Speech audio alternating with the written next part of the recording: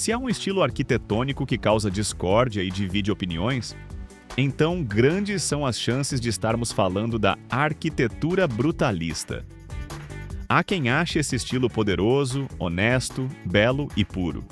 Mas há também quem considere o brutalismo um estilo sem alma, feio e grosseiro. O certo é que um prédio brutalista não passa despercebido na paisagem. E hoje vamos explorar mais sobre esse estilo que deixou sua marca entre os anos 50 e 70, desdobrando-se do movimento moderno. Preparado? Então vamos lá!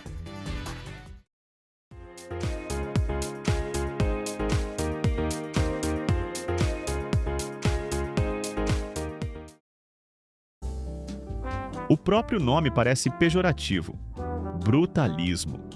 Remete a algo agressivo, áspero e sem uma gota de delicadeza, não é? Mas suas origens são, na verdade, ligadas a razões mais sensíveis e até razoáveis. Antes de mergulharmos nos detalhes, vamos entender o que originou a arquitetura brutalista.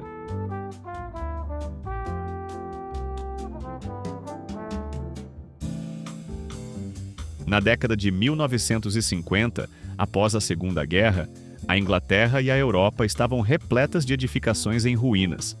Por isso precisavam de um plano de reconstrução de suas estruturas essenciais de uma forma rápida e barata. Começaram então a adotar um estilo moderno que abdicava de decorações e ornamentos em detrimento da funcionalidade. Essa nova estética abraçava a honestidade do material e a urgência social. Inspirado em Le Corbusier e no movimento moderno, o brutalismo propunha moradias e outras edificações sólidas, funcionais e, acima de tudo, acessíveis. O Congresso Internacional de Arquitetura Moderna propôs, em 1953, planos de reforma urbanística para várias cidades europeias que estavam devastadas pela guerra. Para variar, os planos doutrinários modernistas não agradaram aos moradores dessas cidades, que consideraram um ataque à sua história e cultura locais. Essa reação contrária ao brutalismo ocorreu pois ele negava o passado. Queria, na verdade, afastar da paisagem urbana as lembranças nostálgicas e tristes das construções destruídas pelo conflito mundial. Essa falta de referências históricas agora marca as características das edificações que adotaram esse estilo.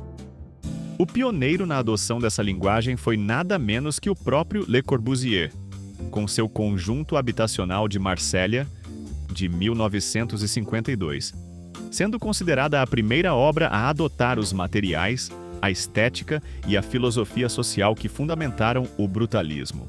A depender do crítico, você verá essa obra ser chamada de um triunfo ou de um completo desastre.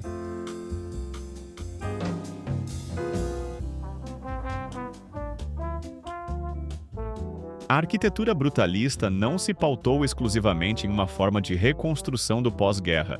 Era uma visão que se tinha do futuro. O concreto era muitas vezes associado a construções de conjuntos habitacionais, planejados por governos politicamente esquerdistas em regiões periféricas das grandes metrópoles ocidentais. O brutalismo frequentemente é, portanto, responsabilizado pelo fracasso social dessas construções.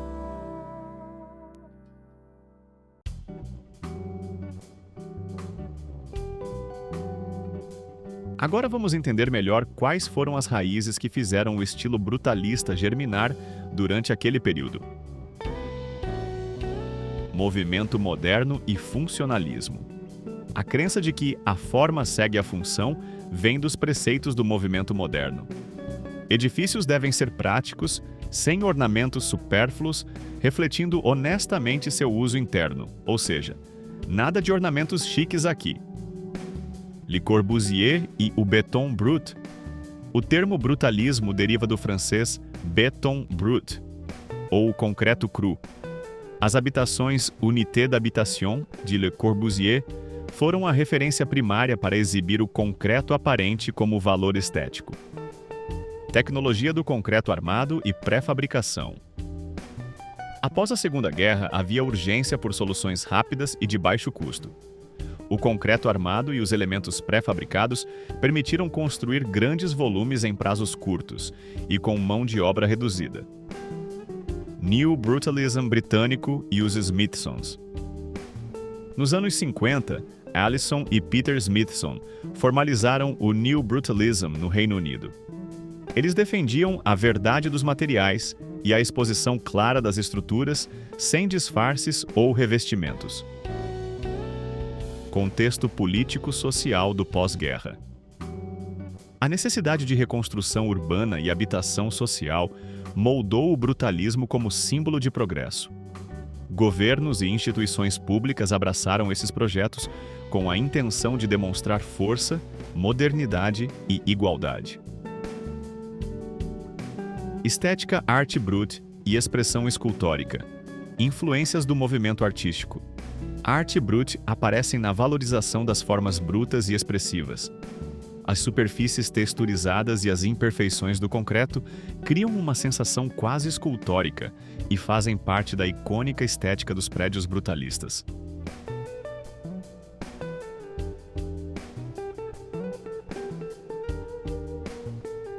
Você vai facilmente reconhecer o brutalismo pelo uso indiscriminado e destemido do concreto aparente, pelos seus volumes maciços e muitas formas geométricas fortes e puras. Você, no entanto, não verá revestimentos tentando esconder nada, e cada imperfeição vira marca da autenticidade e característica do estilo. Observe como a luz dança em vãos profundos e janelas embutidas, gerando contrastes visuais impressionantes. Em termos de planta baixa, devido à sua influência modernista, temos espaços internos abertos e flexíveis, em geral com presença de grandes vãos e pé direito alto. Nem sempre o brutalismo está associado a linhas retas e rígidas. Alguns arquitetos imaginaram construções que conferiam plasticidade às suas formas e volumes, como o famoso The Egg, de Wallace Harrison e Max Abramovitz, em Albany, Nova York. O brutalismo também gerou um subgênero chamado de bricalismo, ou brutalismo de tijolos, pois nessa aplicação utilizava-se o tijolo em substituição ao concreto, enquanto elemento estrutural dominante.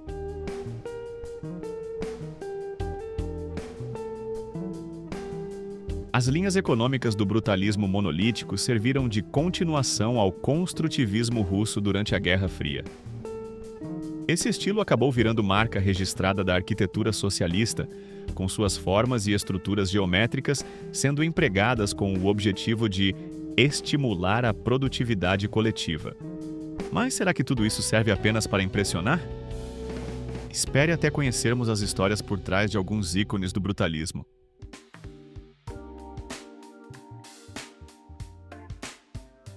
Barbican Centre, em Londres. Complexo cultural com torres residenciais, passarelas elevadas e jardins suspensos, possui uma arquitetura moderna e inovadora, com um design que destaca estruturas de concreto aparente e um layout que combina espaços culturais, residenciais e comerciais de forma integrada. Sesc Pompeia, em São Paulo. Essa construção é considerada um bom exemplo do chamado brutalismo com coração.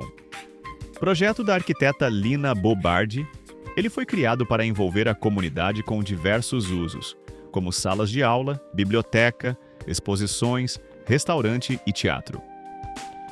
Partindo da fábrica abandonada existente no local, foram acrescentados mais alguns volumes de concreto que se ligam através de passarelas que se entrecruzam sobre um vão. Trellick Tower, em Londres. Essa torre residencial de 31 andares virou símbolo de controvérsia, amado por uns, criticado por outros. Colégio Militar Heróico, no México. Longe das utopias sociais idealizadas por Le Corbusier, esse instituto foi projetado para abrigar instalações de um exército nacional. Apresenta a arte das culturas ancestrais do México através de representações abstratas, como a fachada que remete ao deus da chuva na cultura maia. Society Hill Towers, na Filadélfia. Projetado por Yeo Ming Pei, é um exemplo de brutalismo de alta densidade, sendo hoje bastante procurado para moradia. Habitat 67, em Montreal. Uma inovação em design de habitação com blocos empilhados. Biblioteca Nacional da República Argentina, em Buenos Aires. Pairando visualmente sobre a capital argentina, essa construção, projetada por Clorindo Testa, representa o estilo brutalista em um contexto de mudanças sociais. Biblioteca Geisel, em San Diego. Projetada por William Pereira em 1970, a estrutura é caracterizada pelo uso proeminente do concreto e do vidro, com um distinto design em balanço. Os andares da biblioteca parecem afundar à medida que sobem, criando uma silhueta geométrica e imponente. Freeway Park, em Seattle. Com o objetivo de reunir dois bairros divididos por uma rodovia, esse parque adotou o estilo brutalista de uma forma humanizada sem ser frio ou separador, como outras obras modernistas. Seus jardins, fontes e caminhos sinuosos equilibram os aspectos extremos do local. O movimento dinâmico dos carros que passam pela estrada, com os espaços de circulação e reflexão pacífica para os transeuntes. Cada projeto demonstra não só a força do material, sua essência e singularidade, mas também sua alma, um ponto de encontro entre função e a poesia que o arquiteto queria transmitir, mesmo que não agradasse a todos. Falando em agradar, para alguns, são prédios frios e opressores. Para outros, poesia crua em forma de concreto. Enquanto movimentos tentam demolir exemplares históricos, coletivos de preservação entram em ação para salvá-los. É um verdadeiro caso de amor e ódio. Como, em geral, os prédios nesse estilo são grandes volumes que chamam a atenção pela sua tectônica, forma e aparência, muitos os criticam como uma viagem egocêntrica do arquiteto, pois essas obras dificilmente expressam algum sentimento de humildade. Os estilos mais tradicionais e que buscavam conexões históricas eram vistos como representantes da burguesia e de uma ordem social que deveria ser suplantada. Por isso, o brutalismo foi tão adorado por governos e instituições que gostavam de sua estética austera e fria para representar modernidade, progresso, economicidade e igualdade, sempre com foco no funcionalismo em detrimento da estética. Com o passar do tempo, então, o brutalismo foi sendo associado ao monumentalismo e autoritarismo de governos e ditaduras comunistas, tornando-se símbolo de poder e controle de sistemas totalitários. E você? Salvaria ou demoliria? Deixe sua opinião nos comentários.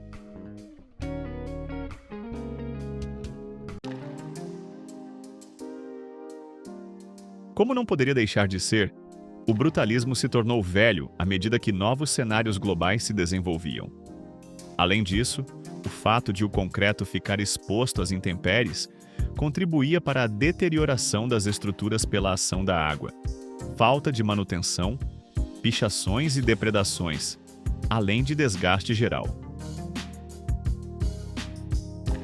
Muitas obras habitacionais passaram então a ser símbolo de pobreza, marginalidade e criminalidade, com críticos afirmando que essas estruturas eram desumanas e monstruosas, tornando-se símbolo de decadência urbana.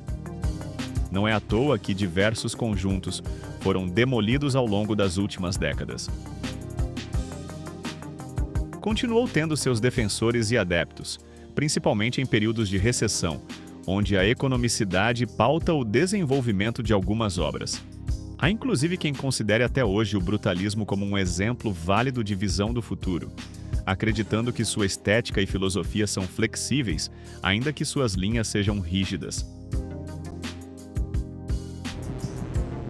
Atualmente, o brutalismo é bastante utilizado como estilo estético em produções de TV, cinema e jogos, em geral representando um ambiente urbano distópico. Por que será?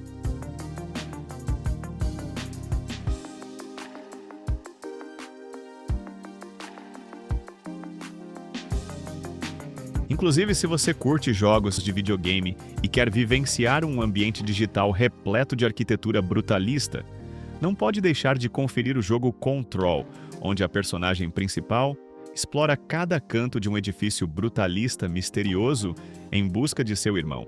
Essa recriação estilística digital é um verdadeiro deleite para os amantes de arquitetura e do brutalismo. Vai por mim! A equipe de design fez um trabalho incrível na construção dos ambientes e da atmosfera que só a arquitetura brutalista poderia oferecer. O brutalismo nos convida a olhar além da superfície. Cada linha, cada volume, conta uma história de esperança no futuro e renovação. Mas agora eu fiquei curioso. Qual movimento arquitetônico faz seu coração bater mais forte? Curtiu essa viagem pelo concreto? Deixe seu like, inscreva-se e ative o sininho para não perder nenhuma aventura arquitetônica como essa. Agora, se você quer conhecer o estilo arquitetônico mais emblemático e que também causou discórdia, não deixe de conferir esse vídeo aqui, onde exploramos cada detalhe que caracterizou o estilo gótico. Te espero lá!